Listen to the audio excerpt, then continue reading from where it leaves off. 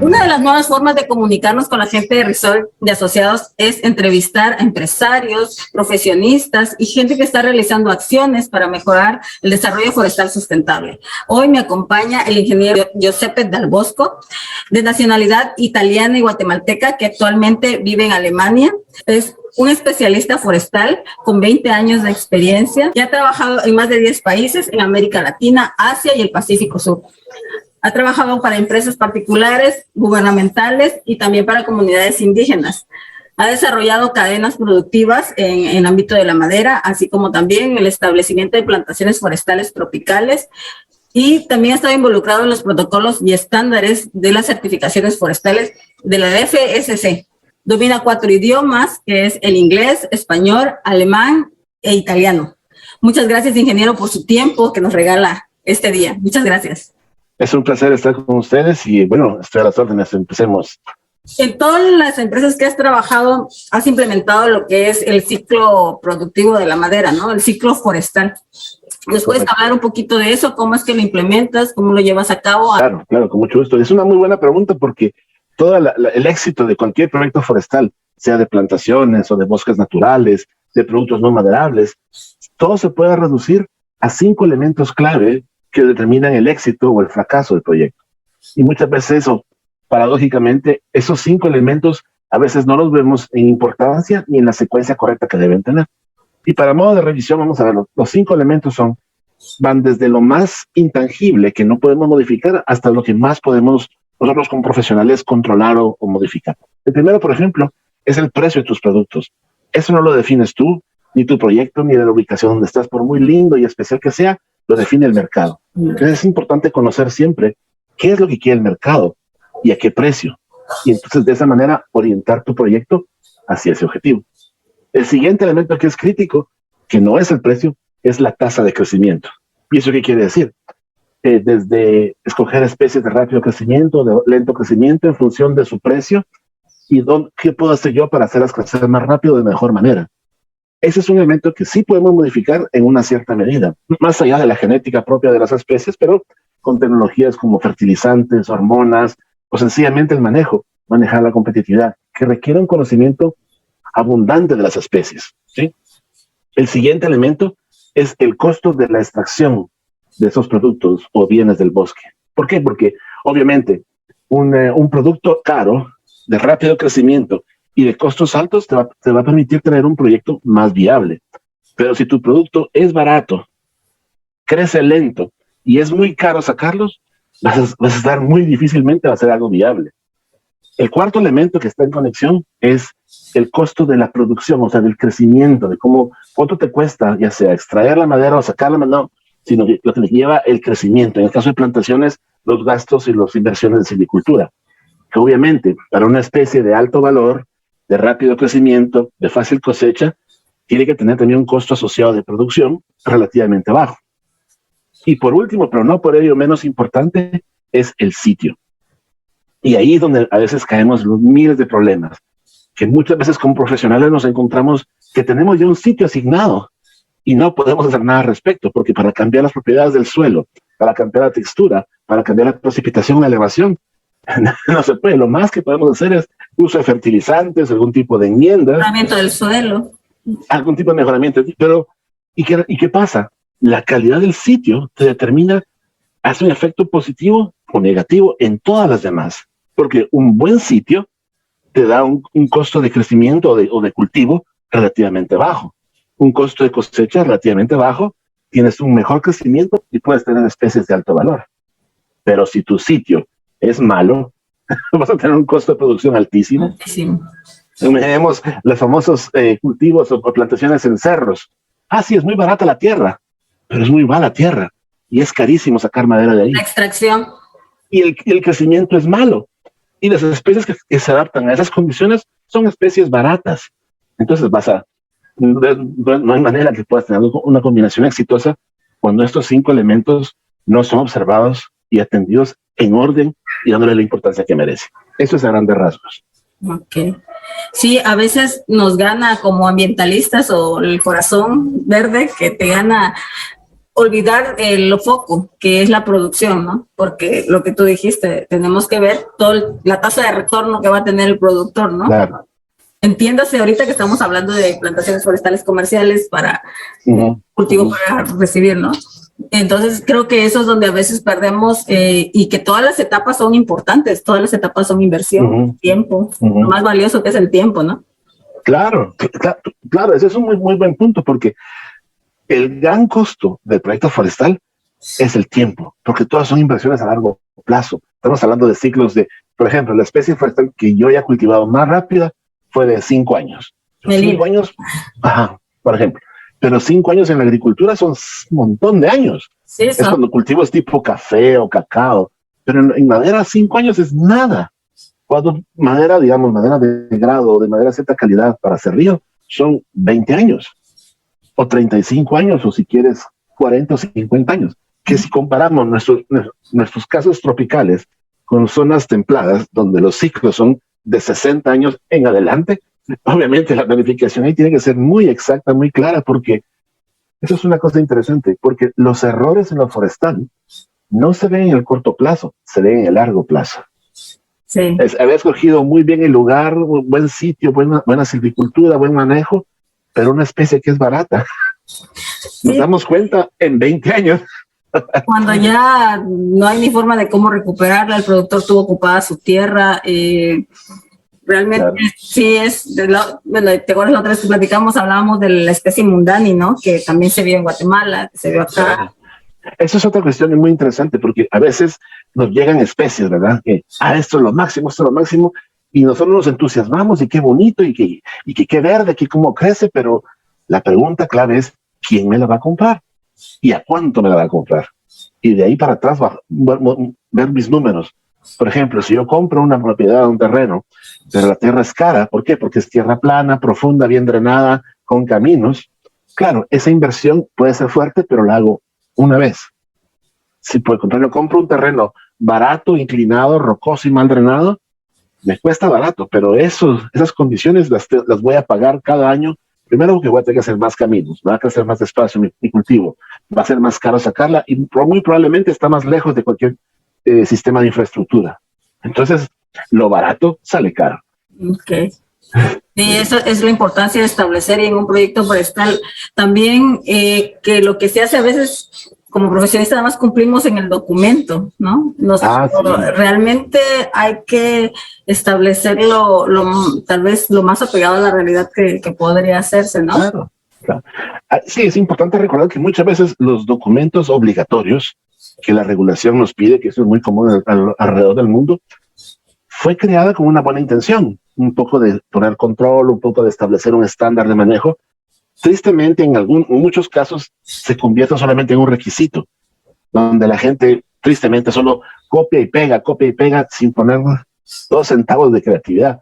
Y cuando alguien quiere hacer algo nuevo, cuando alguien quiere innovar, haciendo una combinación, por ejemplo, vamos a mezclar 3 especies y vamos a poner un subproducto en el sotobosque y vamos a hacer un combinado.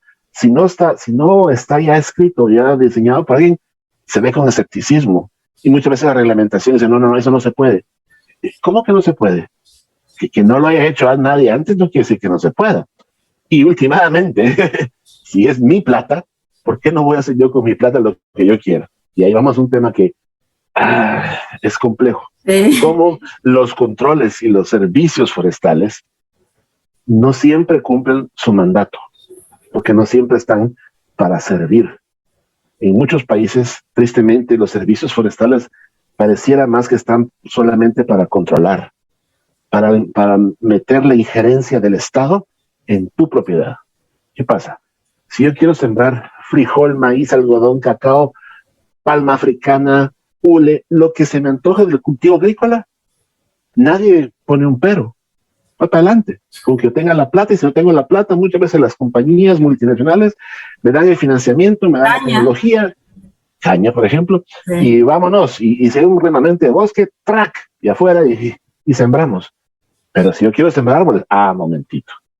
Usted tiene que registrar su propiedad, y esta propiedad no es tuya, sino que yo solo la heredé porque hace 3 generaciones viene de mi familia, tengo que estar documentado.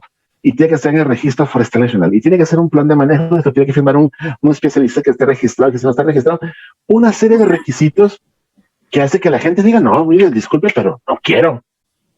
¿Por qué? Porque encima de eso voy a tener la figura de gobierno viendo encima y cuidadito. ¿Y qué pasa si lo que yo quiero hacer no lo ha prescrito el reglamento o no lo conoce el técnico que me llega a evaluar? Un ciego no puede guiar a otro ciego, ¿verdad? Claro. ¿Qué pasa si yo estoy innovando la tecnología de cultivo de tejidos y el vivero lo voy a hacer en bolsas de 50 centímetros de profundidad y no de 20?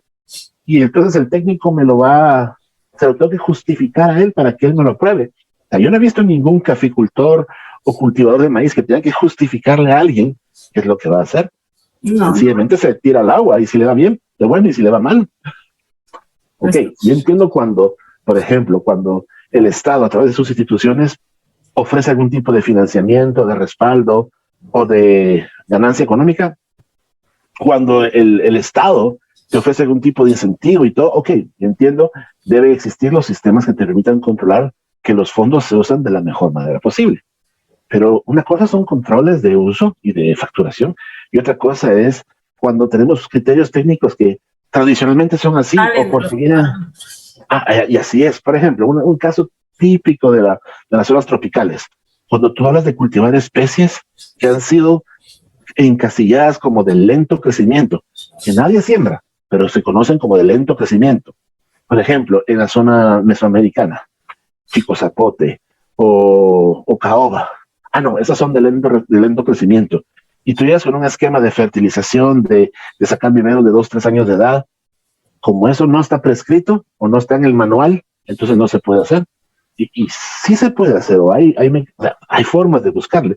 O por ejemplo, en América del Sur, el árbol de Guairuro, que es una especie de alto valor. Y supuestamente la literatura dice que son ciclos de 60 o 70 años. Y entonces tú vas a querer sembrar Guairuro y te dicen, no, mire, esos son 60 años. Y tú preguntas, mire, pero ¿quién ya lo hizo y determinó que son 60 años? Sí, hay una publicación de fulano, una de mengano, una de sutano, y cuando vas a la publicación y dice, sí, se tiene estimado que son 60 años, y vas a buscar la fuente, no existe, o fue una comunicación verbal, o es una estimación que después se convirtió en una referencia, una estimación, y a la tercera referencia se vuelve en ley. Y así, y no solamente en lo federal, en muchos temas, incluso en ciencias supuestamente exactas, tipo matemáticas, se parte de ciertos principios que vale la pena de vez en cuando revisarlos, a ver si el fundamento es lógico, viable. Pero bueno, no es una peculiaridad de Latinoamérica, del ser humano. En otros continentes, del ser humano. De creer que hasta que lo ven, pues eso dicen, ¿no? Hasta que no lo vemos, creemos, ¿no? Y que la ciencia ya dio por sentado que es, pues ya es como que se hace creíble para todos. Pero creo que esa es la parte de la innovación forestal. Innovar no solamente es crear algo espectacular o que haga tecnología, ¿no? Sino innovar también dentro de los métodos, de la forma como se va a hacer las actividades agrícolas, las actividades en cuanto a las plantaciones forestales, ¿no? Claro, sí. Y a veces que las innovaciones no son, como dices tú, no son un pedazo de meteorito que cayó de Marte, no. A veces son cosas que exageran en la lógica. Por ejemplo, te digo una que es bien común, el famoso vivero forestal. Y vemos cualquier cantidad de fotos de viveros que ponen en el suelo, ¿sí?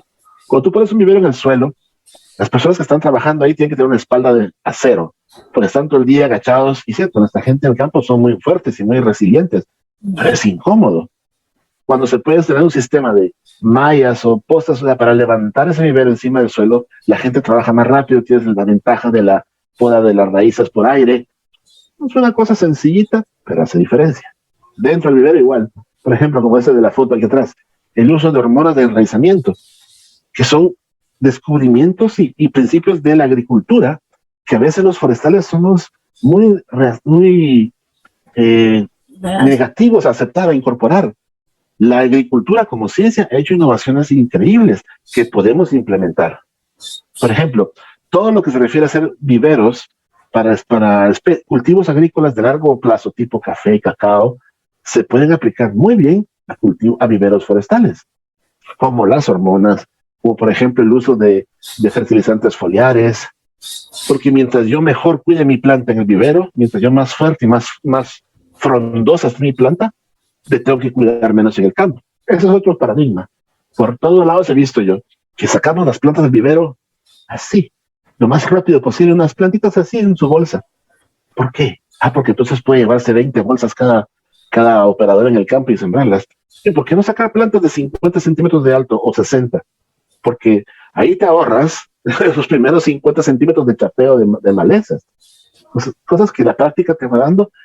Y vamos a un tema que también discutimos contigo el otro día, de los errores. Sí, que no podemos a veces documentar, o sea, la verdad nos da vergüenza aceptar errores que cometemos, no decir me equivoqué, pero sería importante decir me equivoqué en esto para que los que vengan a realizar la actividad ya no lo cometan, que es inversión tiempo, inversión dinero, y porque por ejemplo en el caso particular he visto cómo hemos cometido errores y cómo ves plantaciones que se establecieron muy bien, pero que 2 años no le dieron limpia ni nada y se desaparecieron. O sea, en todos los procesos tienes que hacer una inversión, todos los años, todo el tiempo. O sea, no es nada más planto y ahí el árbol va a crecer solito porque claro, es su hábitat, ahí no tienes que cuidarlo, ¿no? Claro, imagínate, ese principio, vuelta a lo que decimos. Ningún agricultor siembra su maíz o su frijol y lo deja. Ninguno. Solo uno que sea medio deschavetado. Pero el forestal siembra y se regresa dentro de 5 años. Pues también es un cultivo a largo plazo, sí, pero es un cultivo. Si tú no lo cultivas, no se va a desarrollar, ¿verdad? Sí, no, y si tienes a perder, pues toda la inversión que hiciste, la inversión en planta, todo, ¿no? Entonces creo que eso es la parte importante de determinar el ciclo completo de lo que hablaste al principio, el ciclo forestal completo, para que no se pierda o tal vez dentro del camino podamos componer, ¿no? Pero tenemos planeados y que el productor que al final, con tu experiencia que has trabajado con muchas empresas internacionales en varios países, pues es una inversión que realizan y que desean recuperar, ¿no? Claro. Mira, es un tema muy interesante. Cuando una empresa hace una inversión, quiere retorno, punto. No quieras poner bonito. Cuando la empresa ya vio que hay un retorno y que es viable, la misma empresa pregunta, mire, ¿y qué vamos a hacer para el tema ambiental? ¿Cómo vamos a proteger aquí? ¿Cómo vamos a hacer allá? ¿Por qué? Porque entonces ya están asegurados de que el riesgo, el tiempo y todo va a tener un beneficio. Entonces, entonces la expansión. Esta parte la dejamos, esta parte mejor no la cultivamos. Algo muy sencillo, en la selección nuevamente del sitio. Si yo tengo una propiedad grande y tengo colinas pedregosas con restos de bosque y laderas un poco más planas, y yo asigno mis unidades productivas en los mejores sitios, automáticamente esas otras áreas quedan como reservas. Porque no tiene sentido que me meta a sembrar ahí donde no tiene sentido, donde me va a costar más. Entonces se vuelven reservorios de agua. O, por ejemplo, ¿por qué sembrar hasta la orilla de las quebradas y los ríos?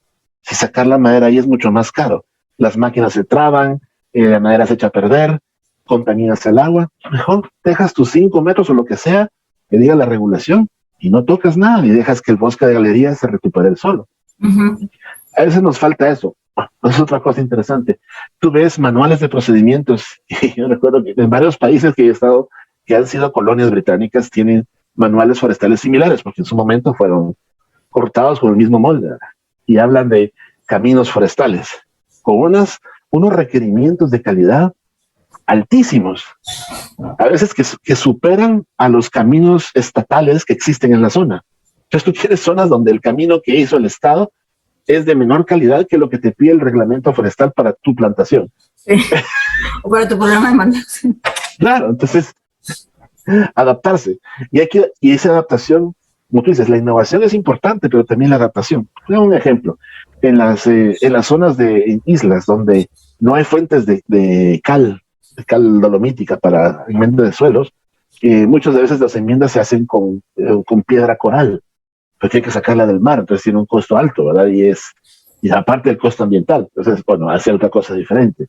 Si es una zona, todo ese tipo de elementos o condiciones que como profesionales tenemos que tener la capacidad de anteponernos y ajustarnos, adaptarnos a cada situación, a cada condición, para lograr nuestro objetivo. Y como tú dices, ser muy claro, si se puede, se hace. Si no se puede, pues se documente, se hace. Sí. Eso de la documentación es otro tema que es importante que lo mencionemos. Y nos ha faltado, creo yo, escribir o documentar todo lo que nos ha faltado, porque igual yo he visto ahí que no le hemos puesto atención a todo eso porque queremos hablar solo de lo bueno, no de los errores que hemos cometido. Eso es muy cierto. Y hay también otro elemento interesante. ¿Qué pasa, por ejemplo, cuando una empresa quiere hacer una innovación, quiere sembrar una especie diferente y en el proceso ha tenido que aprender, ha perdido plata en las inversiones para aprender errando, aprender equivocándose? Genera un acumen de conocimiento que tiene un valor. Entonces, por un lado, lo documenta y lo prepara para sí mismo, pero no lo va a regalar solamente afuera. ¿Por qué? Porque ellos tuvieron el riesgo de generarlo. Entonces, también es justo que si alguien quiere, pues de alguna manera que sepa reconocer ese riesgo. Que es un poco lo que pasa. Muchas veces las propiedades o las inversiones han desarrollado mucha ciencia interesante, pero cuando tú vas a trabajar ahí con ellos, tú firmas un contrato de confidencialidad que no puedes sacar y distribuir. ¿Por qué? Porque eso es tu integridad profesional. Por supuesto, tú aprendes habilidades que tú puedes llevar más adelante, pero no puedes sacarlo secreto porque eso es. Hablando de eso, tú que has trabajado en los protocolos de la FSC, ¿no? Correcto. Y para lo de la certificación internacional de la exportación de maderas. Para eso, ¿por qué crees que es importante que las empresas hagan toda esa gestión? Esa es una excelente pregunta. Déjame hacer una previa en ese sentido. Existen dos tendencias, digamos, globales de lo que se refiere a certificación. Bueno, ahora tenemos una tercera con el tema de certificado de carbono, pero eso es dentro de la parte de carbono forestal. En lo que se refiere a operaciones forestales tradicionales, hay dos corrientes o dos preferencias.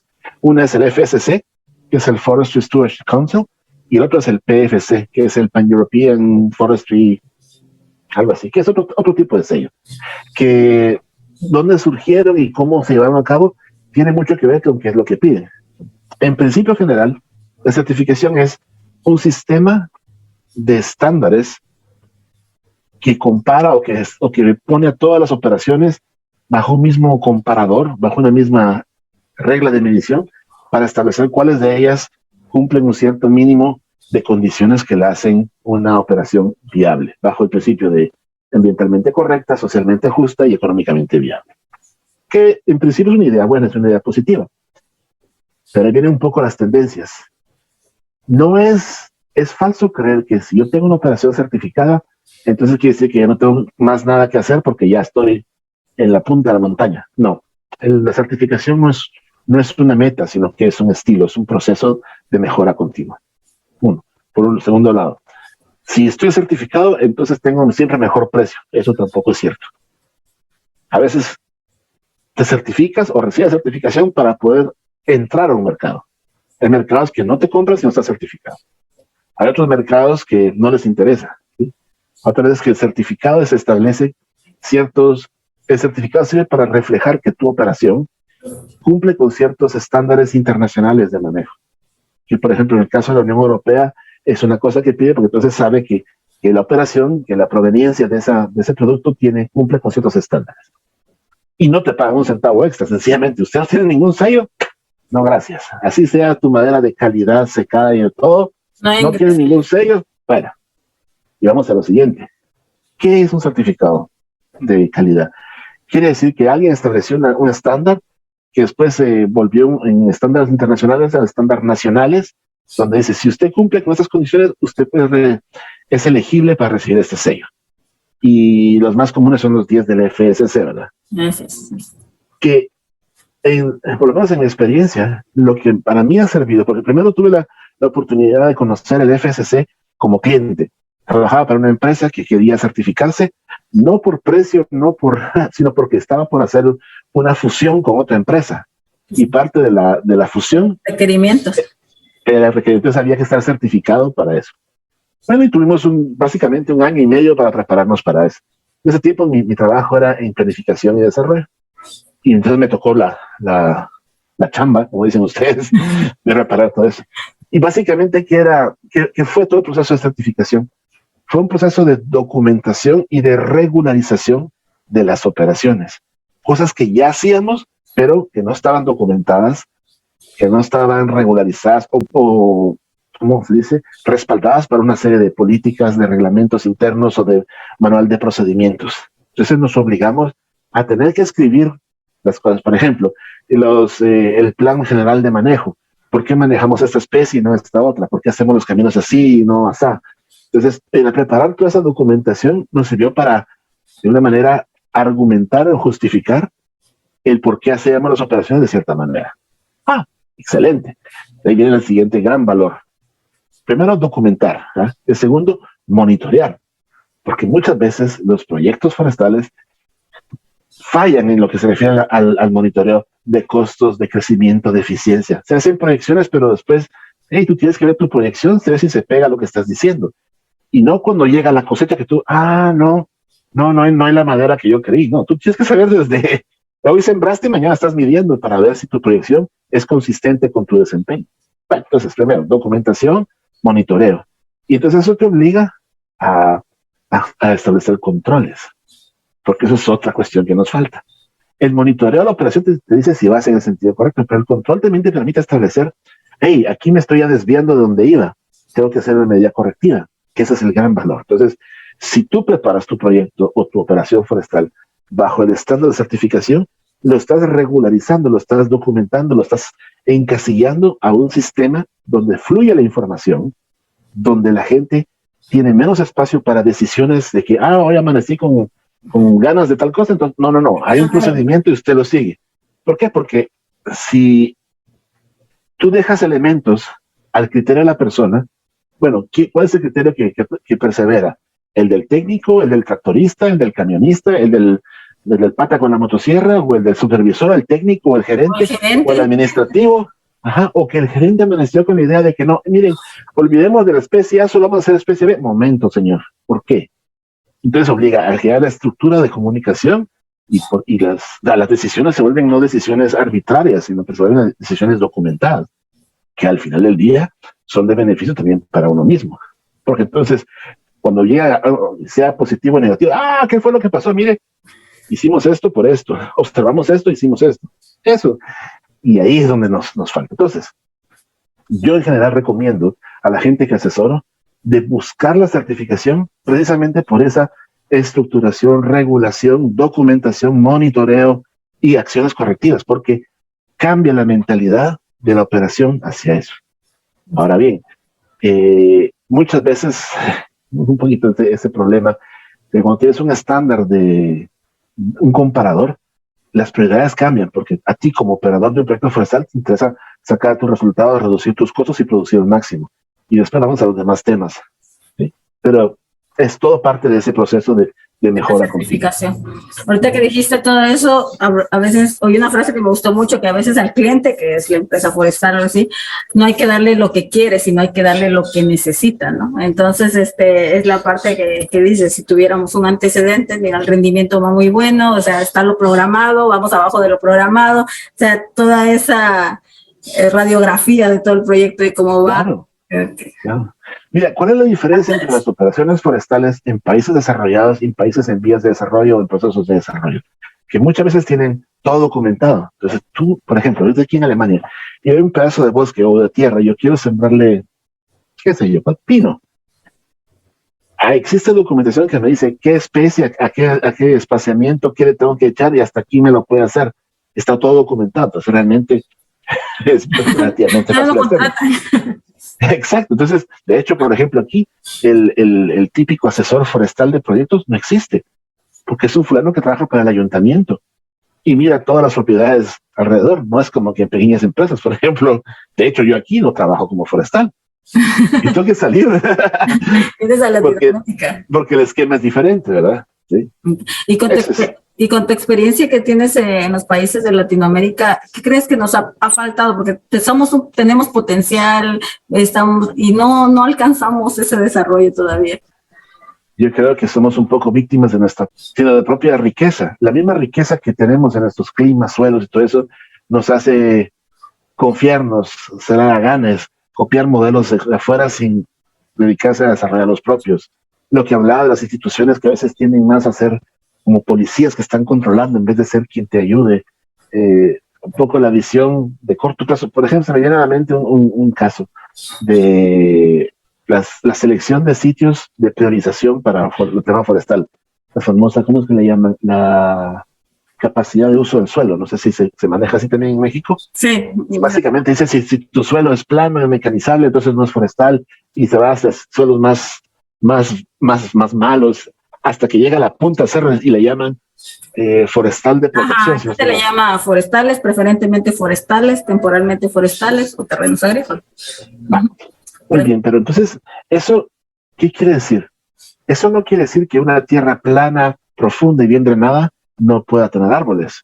No, lo que dice ese sistema de categorización, dice, es el sistema de uso más intenso. Eso quiere decir que si tú pones un uso de suelo más intenso, empiezas a degradar el suelo. Por eso es que en la punta del cerro dice, no, aquí solo forestal de protección. O sea, ¿por qué? Porque no vas a meter máquinas, porque no vas a sacar nada, porque vas a sembrar árboles y los vas a dejar. ¿Por qué? Porque si te metes a sacar cada año, el suelo se va a degradar. Sí, claro. Y en cambio, en esta parte, exacto, en cambio, en esta parte del valle, aquí puedes mecanizar, puede ser cultivo abierto, puedes dejar pelón todos los años. ¿Por qué? Porque el suelo es estable, no se va a erosionar, tiene buen drenaje. Pero no quiere decir que no se puedan sembrar árboles ahí. Y muchas veces he visto yo que los servicios forestales dicen, no, ahí no se puede sembrar árboles. ¿Cómo que no? Si la tierra es mía. Claro. ¿Por qué no? Es que esa no es la capacidad de uso del suelo, no. Esa no es el uso más intenso que pueda tener, pero sí se puede. De hecho, si tú haces una búsqueda de Google y pones plantaciones forestales, alrededor del mundo, toditas ellas están en terrenos planos. Porque nadie se va a los cerros a sembrar. En Latinoamérica sí lo hacen. Todo es más caro. Mira, todo cuesta más cuando es cuesta arriba. ¿Para qué hacerlo? Okay. Ahora bien, ese potencial también nos ha sucedido otra cosa. Vienen modas de afuera, siempre esta especie que se hacen 20,000 cosas con ella y tiene mucho a lo que le llaman apantallar, ¿verdad? Cuando el profesional forestal tiene que pensar, bueno, viene la cuasipinga uniformis, un nombre inventado, y dicen que es buenísima para hacer de los cuellos de las guitarras. Ok, perfecto. Y mi primera pregunta es, ¿será que lo puedo sembrar aquí en mi chacra, en mi terreno? No. La primera pregunta es, ¿quién lo compra? ¿Quién es el mercado? Pues, mercado. ¿Quién lo compra y a cuánto lo compra? ¿Y en qué forma lo compra? ¿En tablones, en fliches o cuartones, o en madera cerrada, o en finger joint?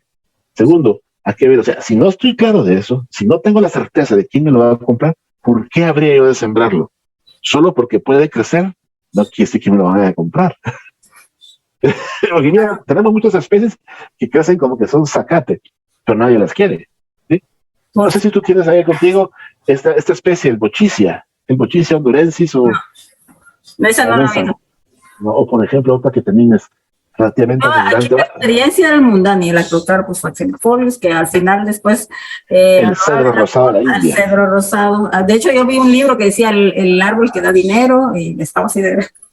Pero ya al final de ahora que estuvimos en tiempo de corta, pues ya te das cuenta que la madera no es lo que se planteaba, se pica muy rápido, tiene un olor raro o característico, pues entonces sí fue complicado para los productores pues colocarlo, algunos ni para leña, consumía muy rápido, entonces sí, fue difícil. A veces hay proyectos de vivero que le llaman, que es para producción, ¿no? Nada más para beneficiar una cosa, pero como tú dices, siempre debemos hacernos las preguntas. Ibas con las preguntas que debe hacerse un forestal, ¿no? Las preguntas que un forestal ¿quién me lo va a comprar, verdad? Si no tengo certeza de quién me lo va a comprar, me olvido de lo demás. ¿Sí? Porque después dices, bueno, existe un mercado establecido, claro y definido. Muy bien, perfecto.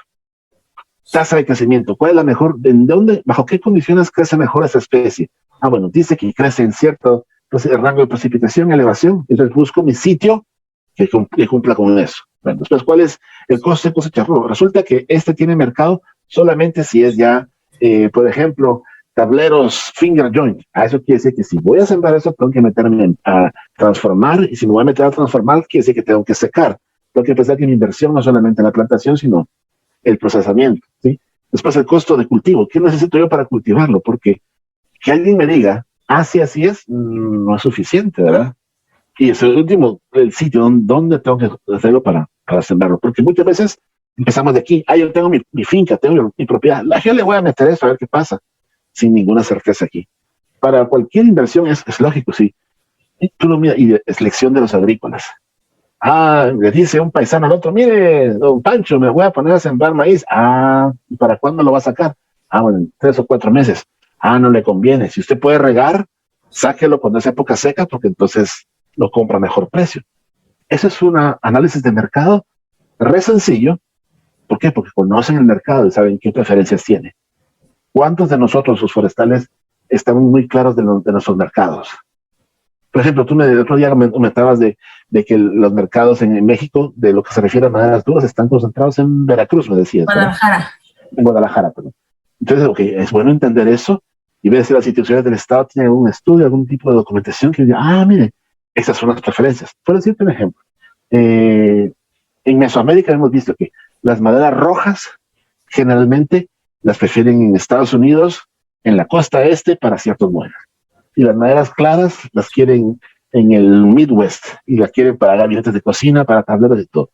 Pero si es, por ejemplo, para maderas tipo ventanas, puertas, molduras, se venden mejor las maderas oscuras, rojizas, en Europa. Eso es la preferencia del mercado, ¿verdad? Tener muy claro eso te permite poder acceder a esto. Y miro el caso de, por ejemplo, de operaciones forestales en bosque natural, en las zonas tropicales. Por ejemplo, en la zona ahí de Yucatán, si hay caoba y cedro, la gente se concentra en caoba y cedro. Pero hay otras, por lo menos unas 30 especies que el bosque puede producir, pero que requieren un poco más de inversión, un poco saber quién me las quiere comprar. Y decir, bueno, yo le voy a abrir mercado a esta especie. Eso no es así nomás. No. Porque eso es cambiar una tendencia, una percepción cultural o económica de un producto. Mira, por ejemplo, con las famosas tarimas, los pallets para comida, que hoy día tengo entendido, se están haciendo de pino, de melina, y en América del Sur se hacen de otras especies, cecropia y otra por ahí. Hay mucha demanda Pero para que cada especie vaya a ser aceptada, la gente, los exportadores, las transnacionales agrícolas, tuvieron que testear las maderas para ver si no cambiaban el sabor o el color o algo así, y hasta que las fueron aceptadas por el cliente, por el mercado, entonces la producción se dio.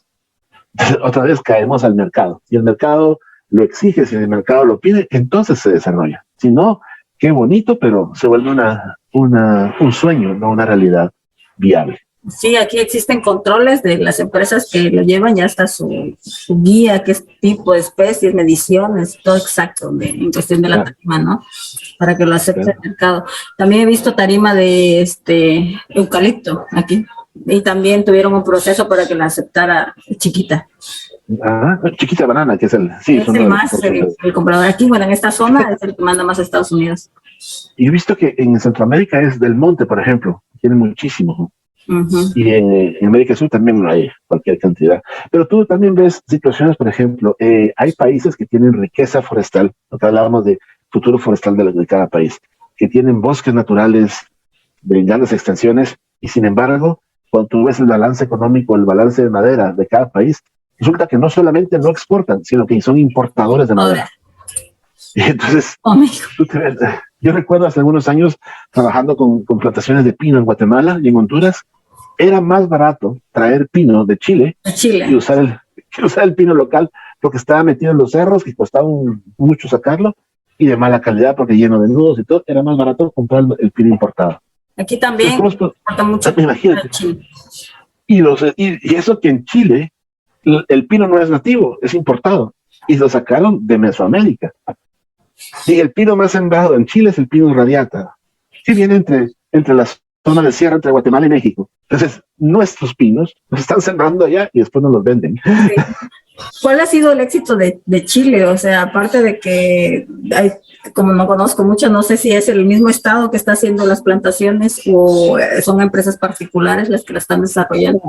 Mira, hay bastante documentación en eso, pero así a grandes rasgos, fue una combinación de factores, ¿verdad? Entre apoyo estatal, pulso y control del Estado en el fomento de plantaciones, inversiones de largo plazo que fueron no solamente de plantaciones, sino asociadas también a la industria, varias condiciones que también coincidieron con una situación política económica peculiar que no creo que vale la pena ni mencionar en ese tipo de foro porque no es el objetivo de pero sí es una combinación de recordar que el modelo chileno, la economía de Chile no se basa en la madera, creo que es menos del 11% lo que aporta, una cosa así, se basa en la minería. Entonces, no es que sea una cosa y que asegura el éxito absoluto. Por ejemplo, hoy por hoy, recuerdo un estudio reciente sobre preferencia de mercados.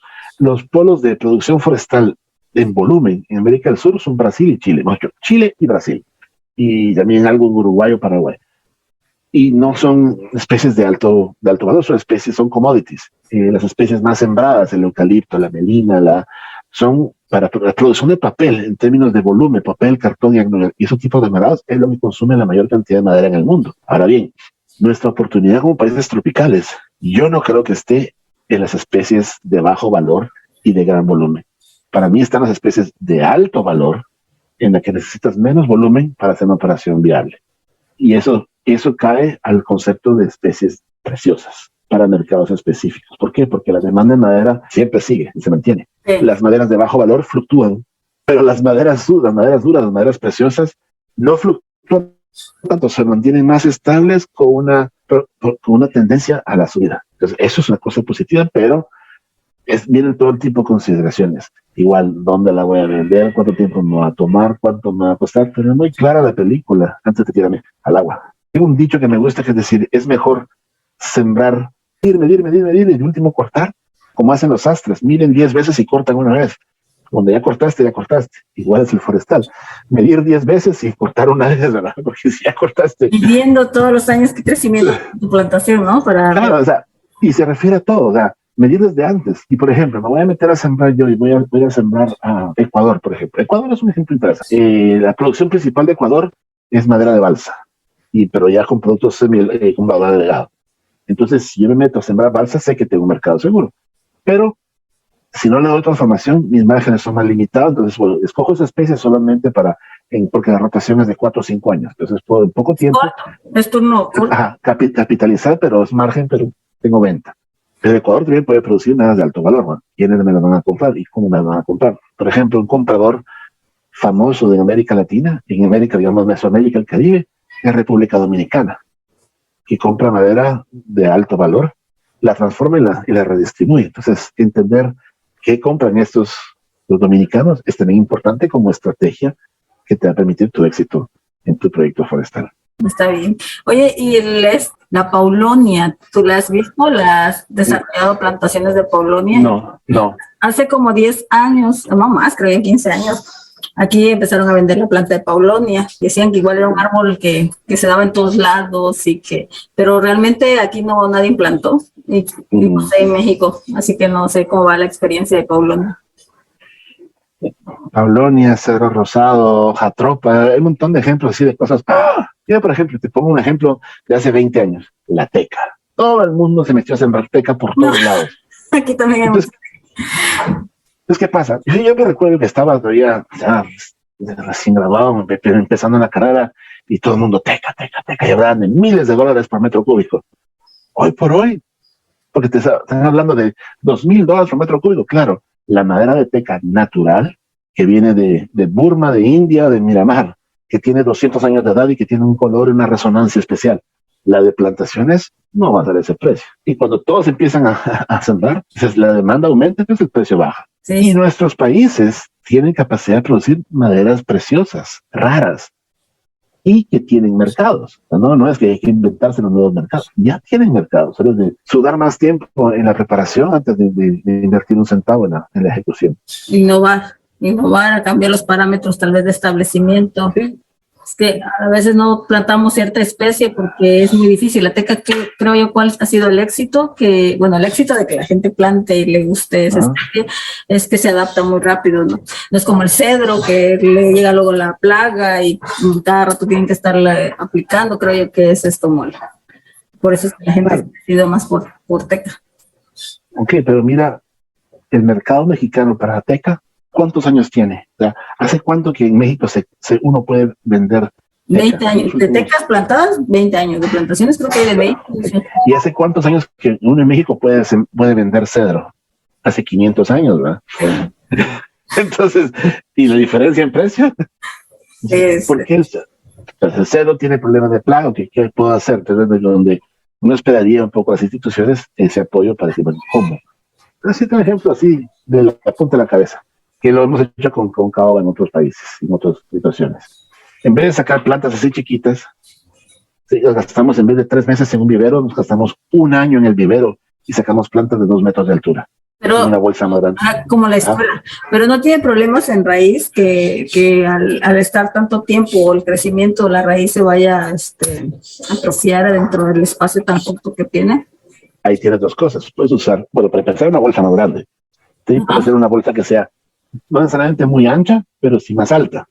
Ok. ¿Sí? Sí. Y tu vivero lo haces en alto de manera que cuando sale y se expuesta al aire, la poda por aire, ¿sí?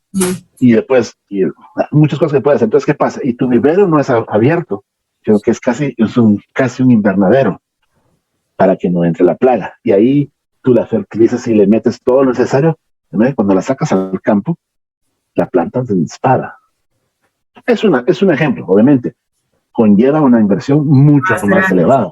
Hay que pensarla. Entonces, no es solamente de soplar y hacer botellas. Ahí es. Entonces, ¿qué pasa? Pero volvemos al tema de la innovación, ¿no? Eso es tal vez lo que nos hace falta, ¿no? Salir de la caja. Salir de la caja. Pensar fuera de la caja, pero, hacer pruebas, ¿sí? Medir. O sea, siento que en general a los forestales nos falta, si no nos lo enseñaron, que le tenemos miedo. Ay, no, ¿cómo será? Innovar, cambiar el pensamiento, ir en contra de... Ahí viene la cuestión. Tú te estás jugando en una prueba la inversión de alguien más. Entonces, estoy muy de acuerdo. Decir, mira, esto es nuevo, yo te recomiendo esto, probemos. Porque si yo le voy a decir a un dueño, sí, mira, vamos a hacer 100 hectáreas así, y no estoy certero, el fulano va a invertir en 100 hectáreas y después se sale de cabeza. No, yo, mira, realmente no sé, yo creo que puede ser por esta vía, hagamos 1/4 de hectárea, ni siquiera una. ¿Por qué? Porque te pierdes 1 año de haber sembrado, pero tienes información ahí, sí funciona. No funciona. Y con una cosa, por ejemplo, a mí me gusta mucho cuando veo operaciones, es el tema siempre de poner ensayos de combinaciones, ensayos en el vivero, ensayos en la plantación. ¿Por qué? Porque tú necesitas generar esa ciencia básica. No vas a esperar que el Estado la genere, no la va a generar. Las universidades tampoco la van a generar. Porque decir que un estudio que hizo un recién grabado, y sin menospreciar ningún recién grabado, que todos estuvimos ahí, claro, no tiene el colmillo, ¿sí? Tiene que sacar su estudio y presentarlo. Yo no voy a basar una inversión multimillonaria o de mucha plata en base a un estudio que hizo un recién graduado, aunque el recién graduado haya sido yo. No, tiene que ser sobre una base sólida. O sea, demostrable, replicable. aplicable, ¿no? Sí, y replicable, porque no solamente de que una vez, hace 20 años, logré hacer eso en la Martinica, no. Sí, copiar las condiciones y documentarlas y volverlas a replicar en otra área que tenga las mismas. Claro.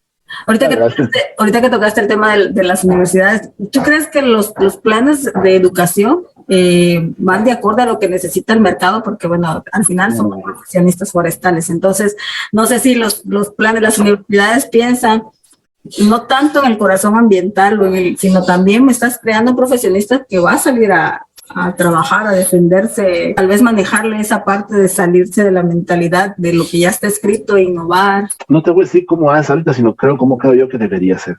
La universidad es el vivero. Ellos tienen que tener muy claro qué están produciendo, quién está comprando ese producto, porque van a ser los grupos de desarrollo internacional tipo ONGs, o el Estado, otras instituciones, o el sector privado, y qué quiere cada quien.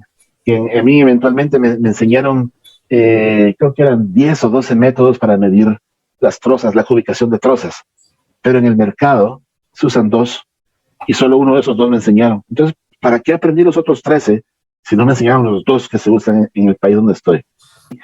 Yo empecé a aprender realmente a ser forestal cuando salí de forestal, porque eso es la universidad es solo el conocimiento básico, la forma de pensar y todo, pero sí tiene que ir pensando en igual la misma pregunta, ¿a quién le voy a vender estos forestales que estoy produciendo? ¿El mercado los quiere o no? Porque si no estoy produciendo algo que nadie quiere, pues si nadie lo quiere, nadie lo va a comprar. Y van a ser excelentes conductoras de taxis, sin menospreciar a los conductores, por supuesto. No, claro. Pero no van a ser forestales, porque no se van a dedicar a eso. Van a ser excelentes vendedores de productos dentales. No van a ser forestales, porque el mercado no quiere eso.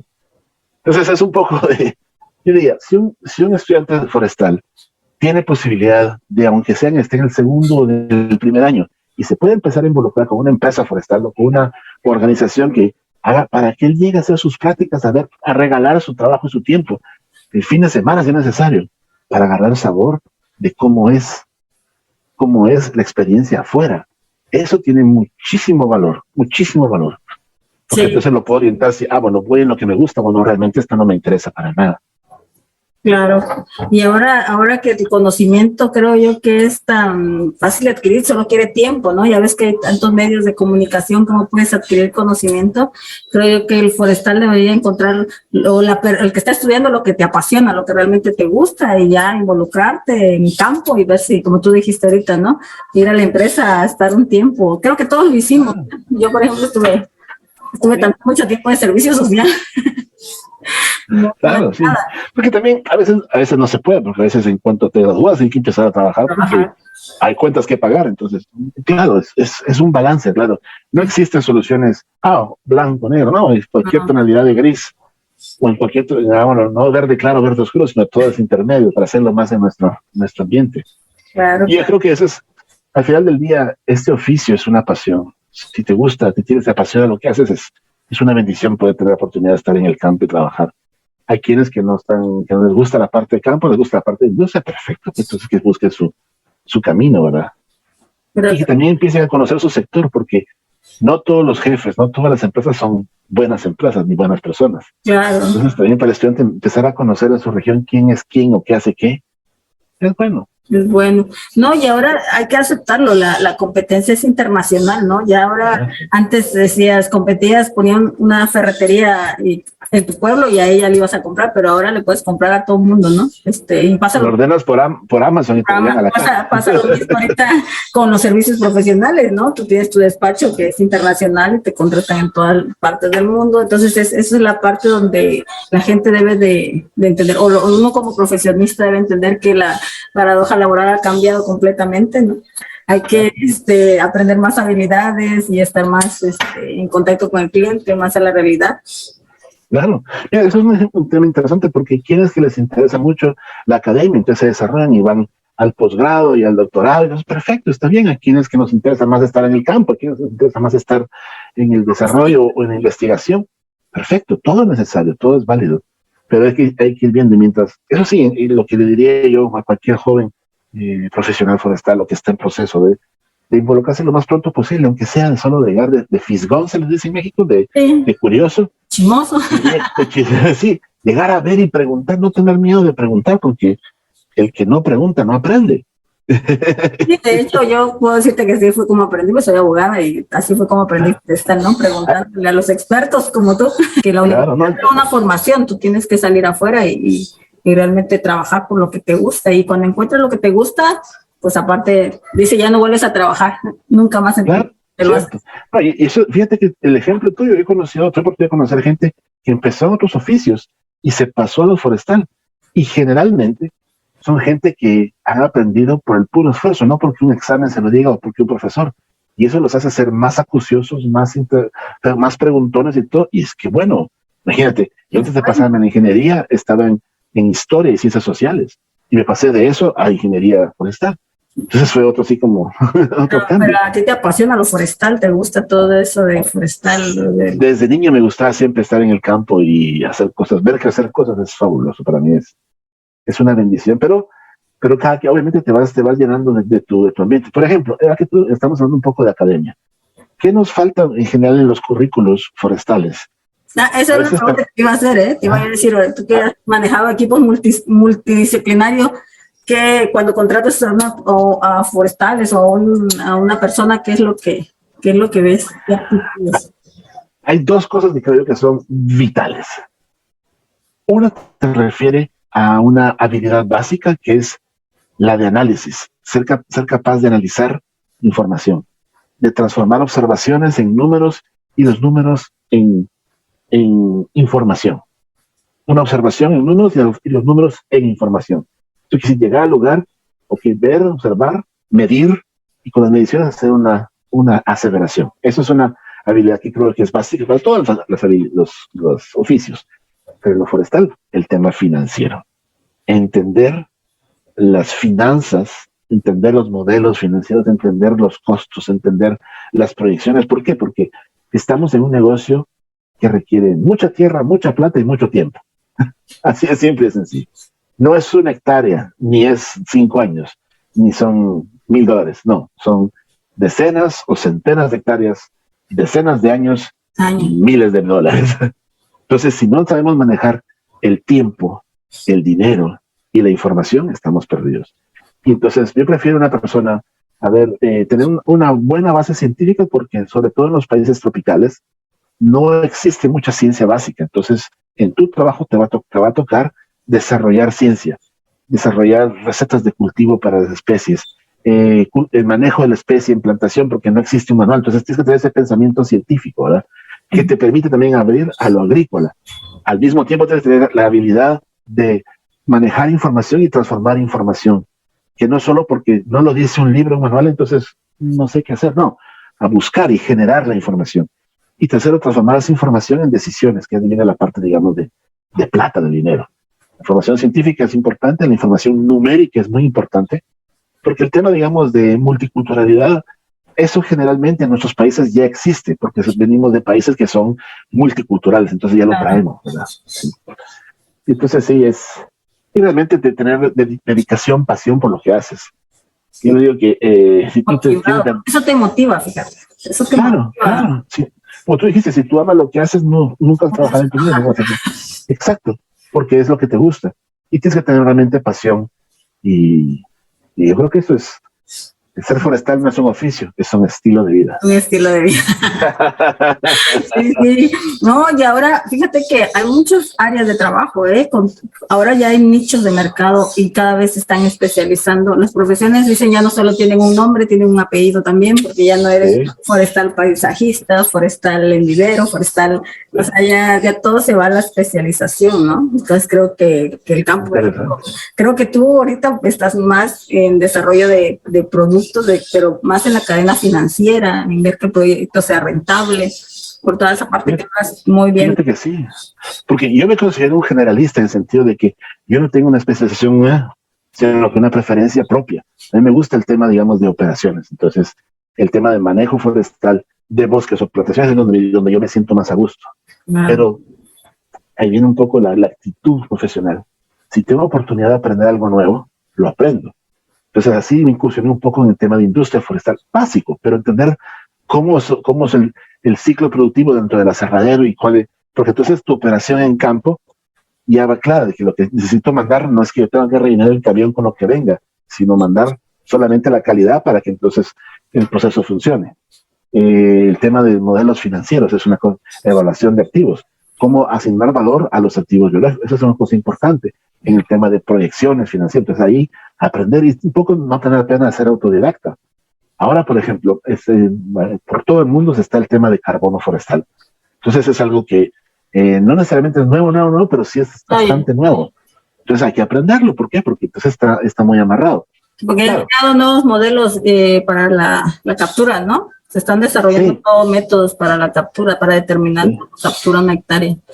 Claro, de hecho, fíjate que recientemente en un contrato de trabajo con un cliente, el equipo estaba formado por gente muy buena, formada en el tema de carbono forestal, pero les faltaba la parte de operaciones, porque el tema de carbono forestal esencialmente se refiere a las proyecciones, al monitoreo y a la transformación y a la verificación de los créditos de carbono y todo eso, pero faltaba la parte de decir, bueno, ¿y dónde está la parte de análisis de las operaciones para ver si van a ser capaces o si son capaces de producir lo que se está reportando? Entonces, tenía la parte de proyección silvicultural. Entonces, ahí era donde entraba yo dentro del equipo. Decir, no, miren, esta especie no tiene una relación de 10 años, y en 10 años el árbol no va a estar así, va a estar así. Y Entonces, esa contraparte que te obliga a ser generalista en vez de ser especialista. Mira, en la naturaleza, las especies que son especialistas, que requieren un nicho específico, un hábitat específico, una elevación específica, tienden a estar en peligro de extinción, ¿verdad? En cambio, las especies generalistas, que agarran un rango bien amplio de climas, de temperaturas y de suelos, en cualquier lado florece. Hay que adaptar. Por eso yo prefiero ser un generalista. Tienes razón, es un buen comparativo, ¿no? Sí, bueno, pero hay que también... Hay que tener el valor como que fueras un caoba, para que te da resiliencia como que fueras un pino. En cualquier pedregosidad creces, ¿verdad? Donde te pongan, ahí vamos a echar raíces. Creo que me quedo con dos frases que dijiste. Una donde hablas de que el problema de nosotros es que tenemos en abundancia muchos recursos forestales. Luego la otra, que hay que ser un pino. Sí. Adaptarse y todo, pero tener ese valor como si fueras un caoba, ¿no? Oye, ¿y tú no podrías recomendar una especie que recomiendes ahorita para plantaciones forestales comerciales? Bueno, vas a decir, depende del sitio. No, depende de qué. El mercado. El mercado, ya me lo aprendí. El sitio lo podemos comprar después. Así como la universidad, la academia, tiene que ser capaz de producir los profesionales que el mercado necesita, también los profesionales tenemos que aprender a vendernos como nuestros servicios y nuestros productos. Lo que ofrecemos es nuestro nombre y nuestra experiencia. Entonces tenemos que ser muy correctos, muy honestos y también ser muy claros. Cuando es Chana, es Chana, y cuando es Juana, es Juana. Y cuando no sé, es no sé. Lo siento, no sé. Y cuando me equivoqué, a lo hecho pecho, decir no, me equivoqué. Por eso, tratar de que no sea mucho y que no cueste mucho. Y si no estás seguro, no afirmar. Eso creo que ese tipo de... Pero que tú ves son valores familiares que la universidad no te los tiene que dar. Esto viene... Acabas de decir lo que te iba yo a contar. Creo que los valores, tú que te mueves con empresas internacionales, creo que las empresas es lo que más aprecian, ¿no? O los valores de la persona, la honestidad, los valores que te enseñan, ser correctos, decir, de hablar con verdad, ¿no? Fíjate que una cosa que he tratado de hacer siempre que me toca asesorar a alguna empresa es tener una persona de la empresa que es la con la que yo más interactúo, para que el conocimiento, para que la interacción, para que la semilla quede ahí en esa persona. Y me gusta escogerlo no porque tenga más años o porque tenga más grado académico, sino por esa actitud. Una persona que tiene la actitud correcta. Porque no hay nada peor que una mala actitud, porque ahí estás perdido. Si tú vas a tratar de innovar en una empresa y la gente que está a cargo no quiere, no lo van a hacer. Claro. Entonces... Y esa mala hierba no es solo de cortarla, hay que arrancarla. Sí. Yo creo en dar oportunidades, pero también una oportunidad, la tercera es chao. Sí, creo que sí. Es el éxito para desarrollarse, creo yo que son los valores, tener valores. Y eso es de casa, eso no es la academia. Muy bien. Bueno, madame. Muchas gracias. Vamos. Y para los que se queden al final del video, y vean que no estamos mintiendo, ahí despídete en italiano o en otro idioma. Ciao a tutti, arrivederci, a la próxima. Gracias, muchas gracias. Te lo agradezco. Un placer. Que estés bien, chao. Nos vemos.